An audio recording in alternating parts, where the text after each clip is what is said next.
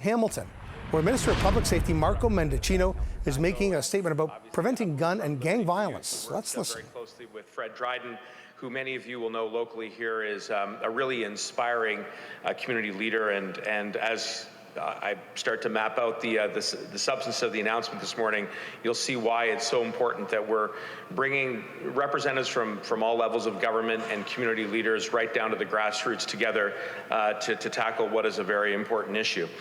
You know, I've got a special place in my heart for Hamilton. You know, great communities here, great rivalry between Hamilton and Toronto when it comes to the Ticats and the Argos. Mayor Fred and I have a long-standing little chiding and a little rivalry going on. But beyond that, you know, it's a great town that is made up of immigrants across many generations, a town that knows what it means to put in a good, hard day's work when it comes to manufacturing or steel. The labor movement here is fantastic. So much going for it. And yet, like communities right across the country, there are challenges. And those challenges include having to tackle gun violence. And you know, whether you live in a big city or a mid-sized city, or you live in suburban Canada, or you live in rural Canada, gun violence is impacting everyone. You know, my hometown in Toronto, I represent a community that has seen way too many people lost to gun violence. And so this issue, it hits close to home. And it is a sad phenomenon that almost like clockwork every year, around the summer, we see a spike in gun violence. And that's one of the reasons why we can't tolerate the status quo, that we can't rest on our laurels, that we can't just sit back and not do anything. And I will say that that our government is going to continue to move forward with a comprehensive strategy to not only lower gun violence, but to eventually to eradicate it. But we have to work with everyone. We have to work with colleagues from different parties. And again, I want to really thank you, MP Green, for being here and carrying the NDP banner. We have to work with different orders of government, including municipalities like here in Hamilton. We have to work with the province, and we have to work with city councillors. And most importantly, we've got to work with community leaders. And it is only when we are all rolling in the same direction that we can move the needle. Now, I will say that that I know in the past couple of days there have been some additional tragedies right here in the city of Hamilton. And that's why it's so important that we are here today to announce a positive piece of news, a good piece of news, a news that will hopefully prevent gun crime from occurring in the first instance. Les Canadiennes s'inquiètent avec raison des crimes violents que nous continuons de voir dans nos quartiers comme nous l'avons vu ici. Une grande partie de cette violence est liée à l'activité des gangs. Ces activités se font de plus en plus dans des endroits publics, souvent en plein jour.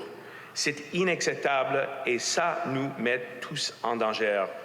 On peut le mesurer par les chiffres, et les chiffres sont frappants. Entre 2009 et 2019, l'utilisation criminelle des armes à feu a augmenté d'un incroyable 81% au Canada. And what I just said was that we've seen gun crime go up dramatically over the last number of years. We have seen gun crime go up over 81% between 2009 and 2019. That is simply unacceptable. People right across the country, including right here in Hamilton, deserve to feel safe in their communities. All Canadians deserve to feel safe in their communities. And as part of our strategy, we need to stop gun crime before it starts, which is exactly why we created the Building Safer Communities Fund.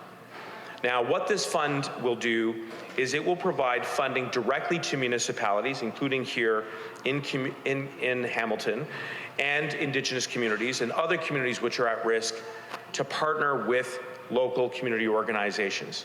It's a $250 million fund, and it takes direct aim at the root causes of gun crime. The root causes. Where are the barriers?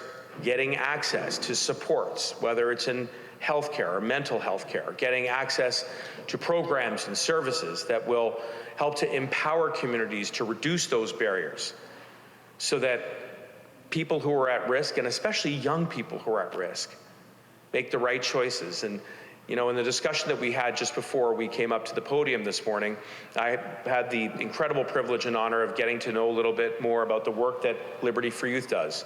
And Fred and Nabu, who's here with us this morning, talked about how this program can do just that. And so that's why I'm very proud and very excited to announce that the City of Hamilton will receive approximately $4 million from the Building Safer Communities Fund to stop gun violence before it starts.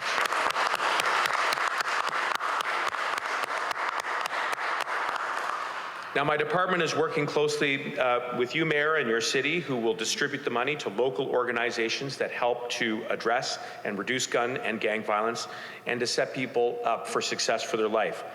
Je suis très heureux d'annoncer que la ville de Hamilton recevra près de $4 millions du fonds. We've been live in Hamilton listening to Public Safety Minister Marco Mendicino announcing $4 million for the City of Hamilton from the Federal Building Safer Communities Fund towards preventing gun and gang violence.